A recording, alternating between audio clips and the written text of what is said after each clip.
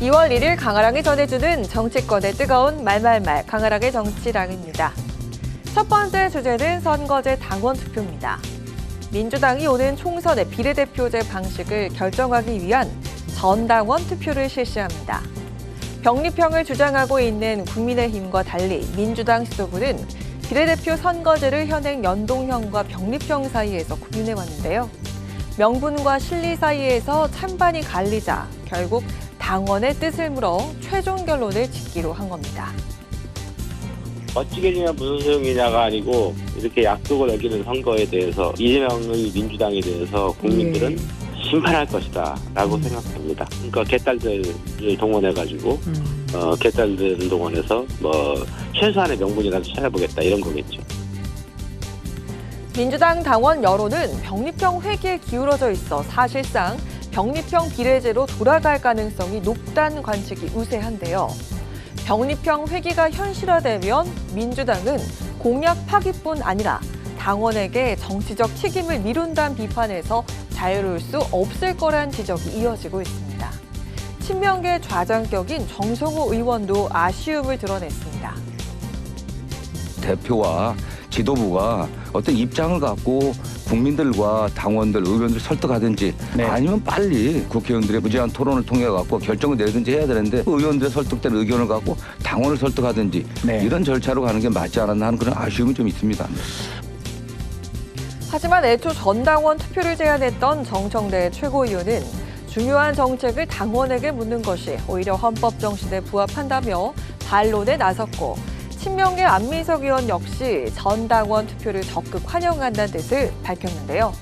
사실 민주당이 이처럼 다소 정치적 부담이 있는 사안을 전당원 투표로 결정했던 사례 이번이 처음이 아닙니다.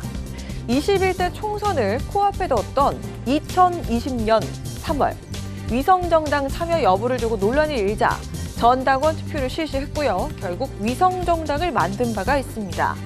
2020년 10월엔 서울 부산시장 보궐선거의 후보를 내느냐 여부를 두고 전당원 투표를 실시했고 결국 후보를 낸 바가 있습니다.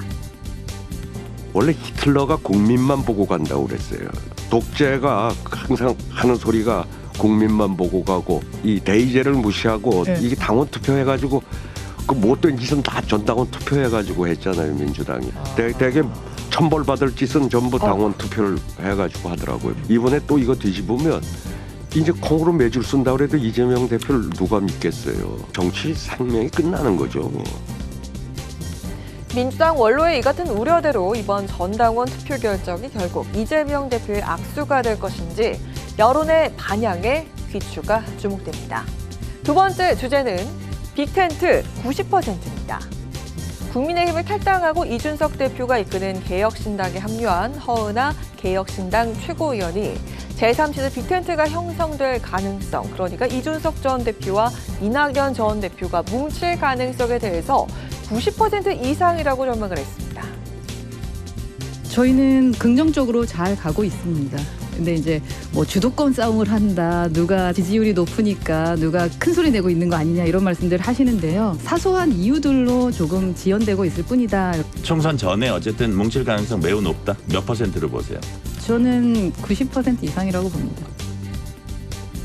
빅텐트를 논의하기 위해 만든 비전 대화도 첫 공개 일정이었던 지난 28일 결국 연기가 됐고 다음 일정과 주제도 아직 정해지지 않은 것으로 알려졌습니다. 현 단계에선 빅텐트에 관해 양측이 일단 유보적인 상태로 보입니다. 개혁신당이 제시하는 방향대로 조금은 더 경쾌하게 그리고 빠르게 이런 걸 조정해가는 능력이 필요하고 저는 이런 방향성에 누군가 동의한다고 하면은 그것이 개혁미래당이 아니라도 저희와 함께 할 수 있다. 이준석 전 대표가 빅텐트 참여할 거로 보십니까? 이준석 대표가 말로는 뭐 가끔씩 또 뭐 저 뭐지? 라고 하지만은 내심은 합니다. 현실적으로는 가능성 얼마나 있다고 보세요? 굉장히 높다고 봅니다. 2월 중하순까지는 어떻게든 한번 좀 만들어 봐야죠.